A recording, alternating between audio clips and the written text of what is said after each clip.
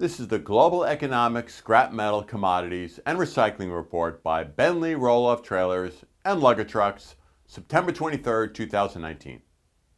U.S. steel production fell to 1.811 million tons, a 14-month low, as the trade war slows U.S. and global industrial production. Oil rose to $57.60 a barrel with last week's attack on Saudi Arabia, but closed down from the midweek high. Oil is actually shockingly low considering major producers like Iran and Venezuela are mostly off the market.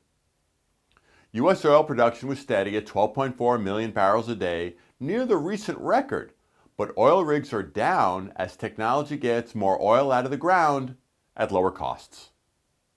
Iron ore fell to $92 a ton on continued global slowing production.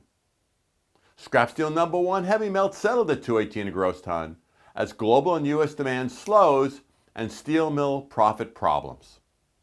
October will be down about $10 a gross ton or more unless something changes.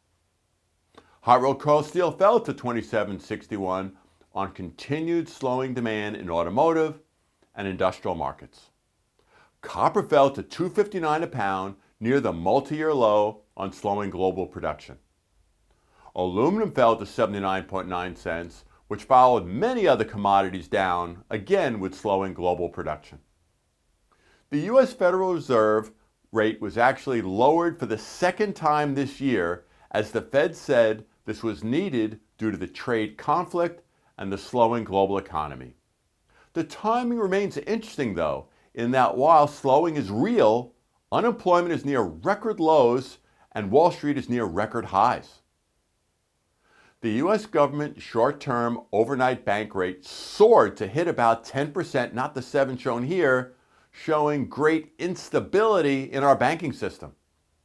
This was caused by corporations borrowing to pay quarterly taxes while the U.S. government is borrowing heavily to finance our deficit spending.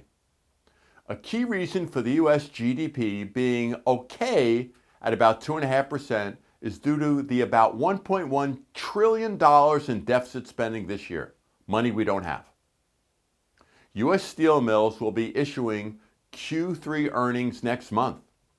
The largest 3 U.S. steel mills all released profit warnings last week. Nucor will be down about 64%. U.S. Steel will go from a profit to a loss, and Steel Dynamics profits will be down about 60%.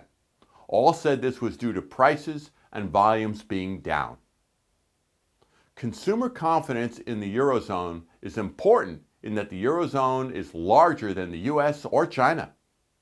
Their consumer confidence was the highest in 4 months. That's pretty good. August's US housing starts rose sharply to an annualized 1.36 million, the highest since June 2007, driven by lower interest rates. Great news. August's U.S. industrial output rose, the largest gain since August 2018. Manufacturing, mining, and utilities all rose. Again, great news.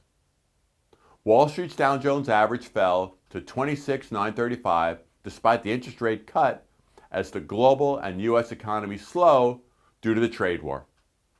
As always, feel free to call or email me with any questions, and we hope all have a safe and profitable week.